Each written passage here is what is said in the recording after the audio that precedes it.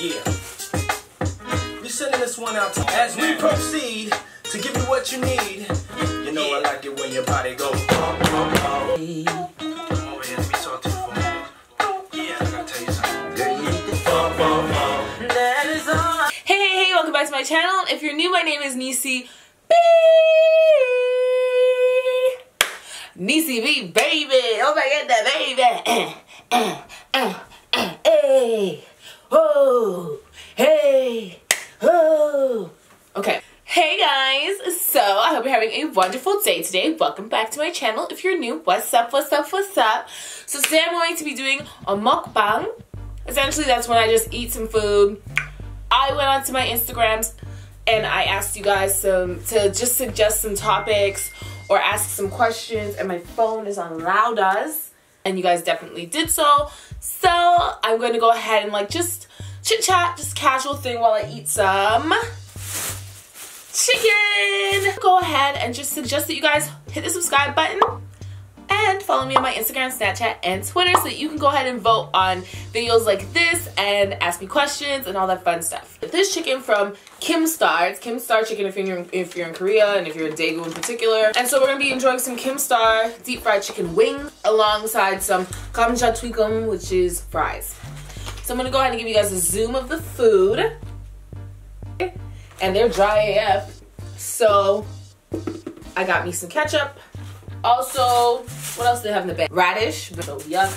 And they have some sauces that I might test out. Or what are them, ketchup? No, that's some sort of, it smells like kimchi. This smells spicy. So I won't be using the sauces. I'm a plain Jane. I only need one because I'm a fat and I'm eating alone. And then I obviously have this huge bottle of wine. So if you guys have wine, get yours too. Shiznit, how do I open this? On there. I just want to drink. Okay, so I got my wine. I got my special cup. Bottoms up. So let's get this party started. Okay. Okay.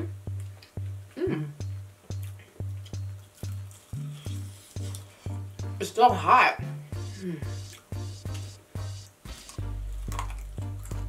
It has a little kick to it.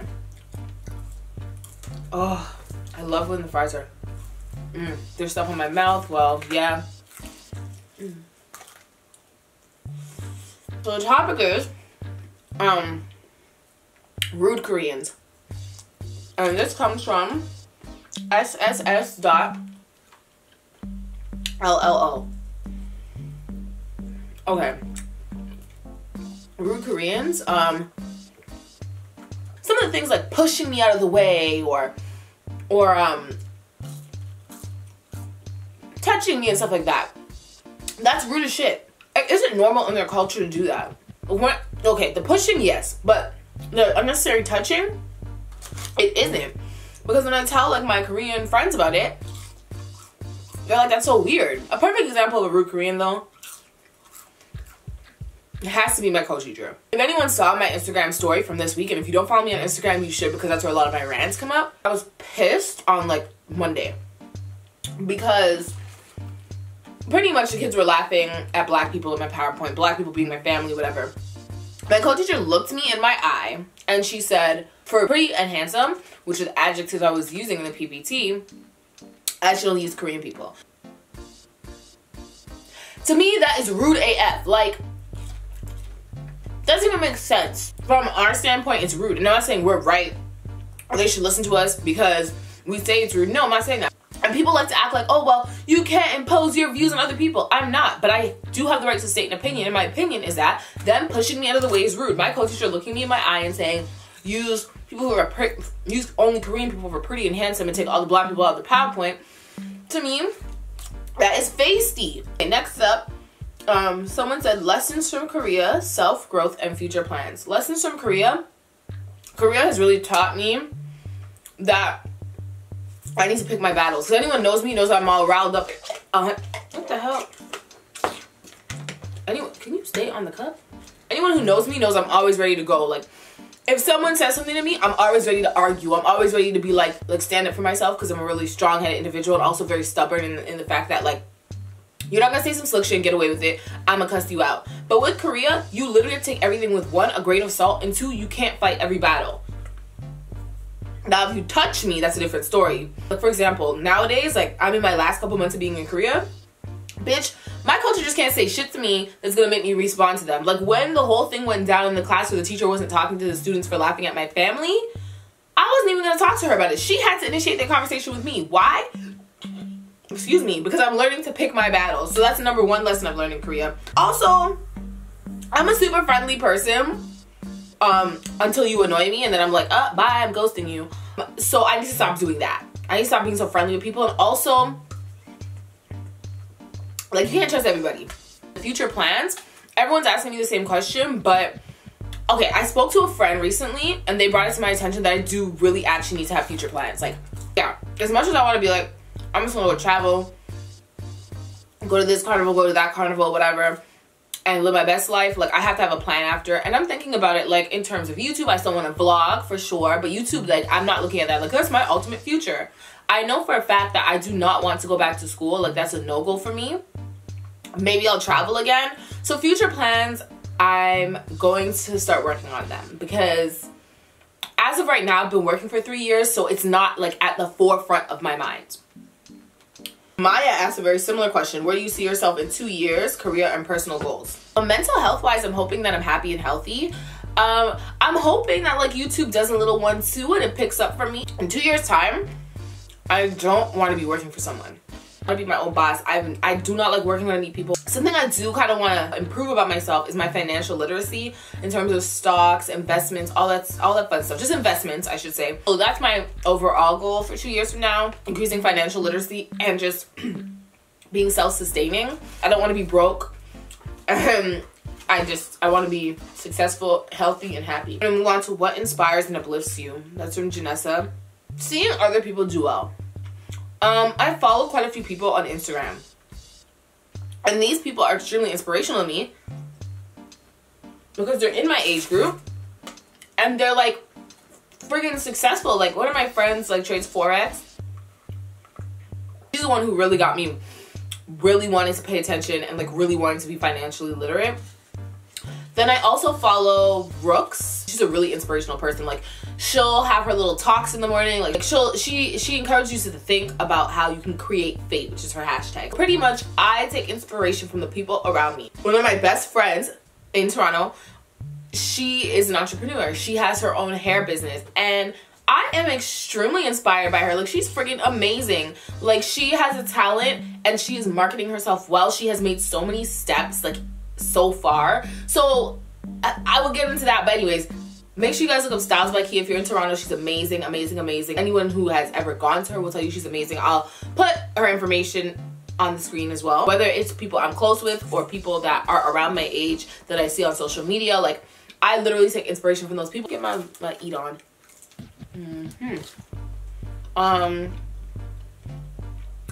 Someone said Korean boys. I literally have nothing to say about them. I don't date them. I'm not interested in them. I haven't dated any of them since, like, my first year in Korea. I have literally nothing to say about Korean guys. Like, Red Zoe says, Trini Carnival, hot ass costumes because I want and need one, thanks. Well, my girl, the costumes are scarce as the months get closer. So for those of you who don't know, we're in Trinidad Carnival. I'm excited because that's something I've always wanted to do. As a person of Caribbean descent, I have a love for Caribbean music. Some people will be like, oh, I don't like soca music, I don't like the rah rah rah. But I love soca music. I love dancehall music. I love Caribbean music. I love Caribbean everything. So I'll be playing with Rogue. It's been a lot of planning and a lot of money. And that's why I know you have to have a passion for it in order to want to do it. So Taj asks, are you going to take a mini break from capitalism or try to chase that bag some more? I'm definitely taking a small break. I'm going to be traveling a lot, so I won't be getting a job as of yet. I can't possibly get a job in between that because all of my travel plans would definitely interfere. So I got to be smart with my monies. Tommy One. I'm messing up her name and I apologize. Tomiwan. She says, maybe talk about starting your channel and struggles. Ha ha ha. Haha, maybe even some tips. Your girl is struggling with a capital S.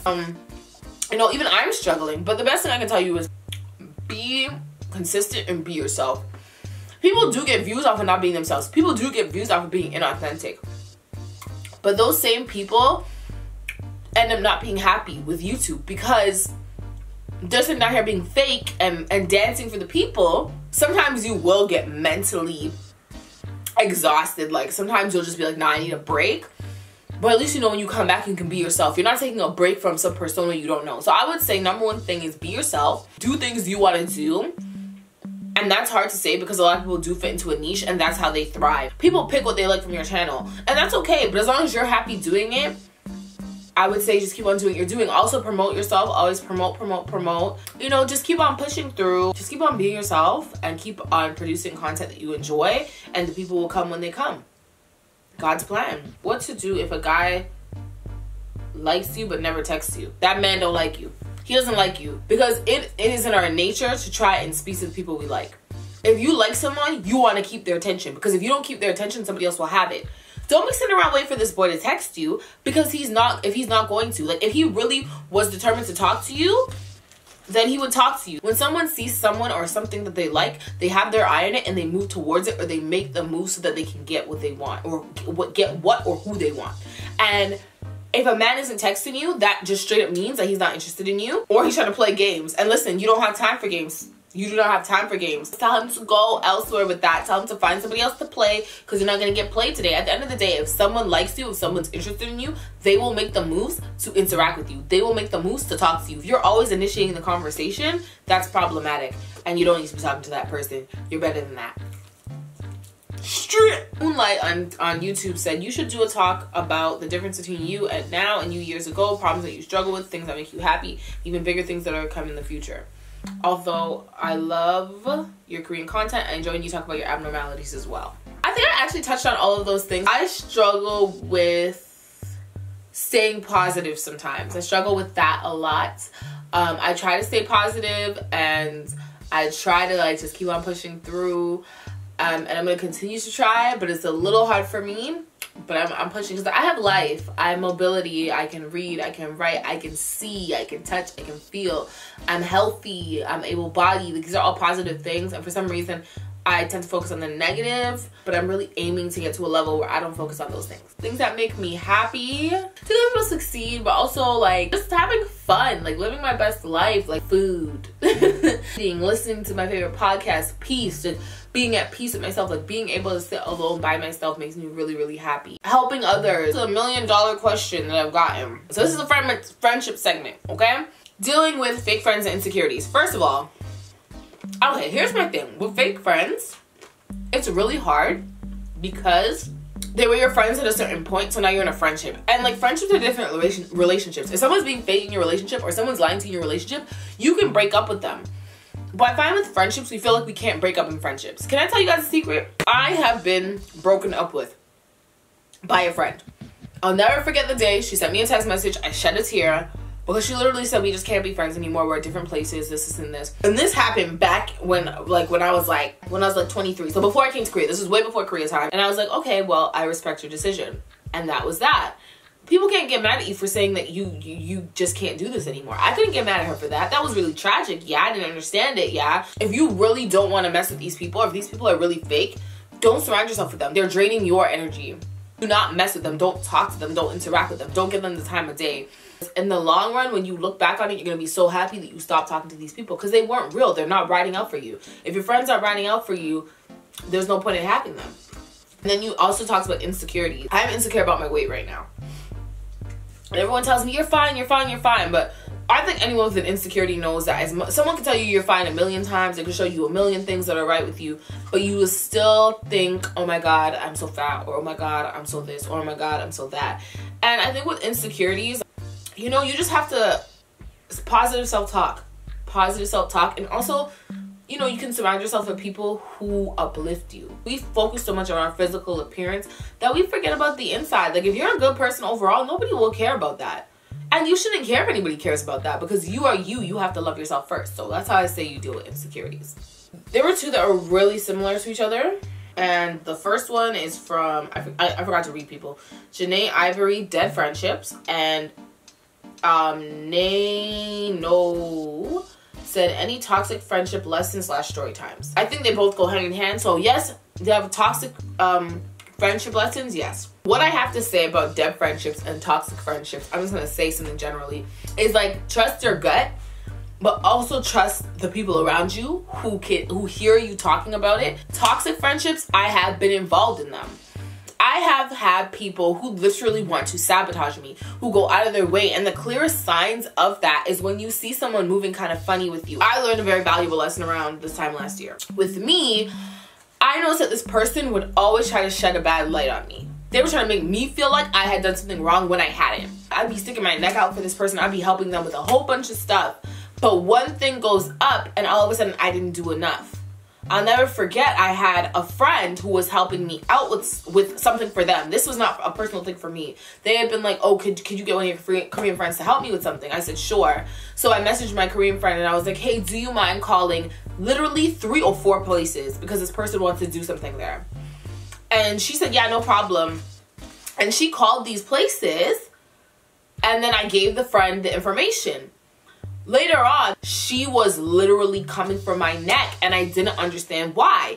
And when I said, you know, I helped you out, like I don't understand what the problem is, she said, oh yeah, well you didn't do enough. You just got your friend to call them. You didn't ask me if I wanted her to call them back. First of all, I have a friend doing this for me, for you. So that's the first problem. Second, you have Korean people around you could ask. So I don't need to do this for you. But the person insisted that I was wrong for that. That's a toxic friendship. If someone is always trying to make you feel like you're in the wrong, that's toxic.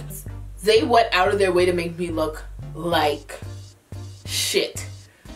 And it was actually wild. Like, I didn't think people could be like this because I have been told by other people, like, maybe this person is jealous of you. But in my mind, the person could never be jealous of me because, like, she had a lot going for her as well. And I'm the kind of person, like, when it comes to friendship for me, I do not envy my friends. I do not hold malice towards my friends. If you're my friend and a good friend at that, you will know because I'm a ride or fucking die. Having a friend, and this person is obviously no longer a friend, but someone I genuinely trusted and someone that I genuinely thought had my best interest at heart, I found out they didn't. And imagine that shit. And then I find out they're saying I'm jealous. And I'm like, girl, bye. Jealousy or nasty ass torn up attitude? I think not. And that's the thing, like, I feel like people, toxic friends or people who are just toxic in general and just have bad energy, they will never prosper. I don't think they will, because you can't possibly prosper if all you do is put other people down to get to the top. Why must you step on other people? And that's what happened to me. I was stepped on. And from that moment, I knew that person was not to be my friend. You were not meant to be in my life. You know, there's more to that story, and maybe one day I will tell it. That day is not today, but just know that I have interacted with people who have been nasty and mean to me, and they've been very vindictive and very evil towards me, and I have not said anything on them. I haven't said anything. I just let karma handle that shit, and when karma handles it, karma will handle it. Wow, that's all I can really say. But as for toxic friendships, essentially drop them. I know it's hard to drop friends, as I said, because breaking up with friends is just a weird concept, but I think more of us need to embrace that. More of us need to embrace the idea that you can break up with people. Like, you can ghost the fuck out of them. You don't have to talk to these people.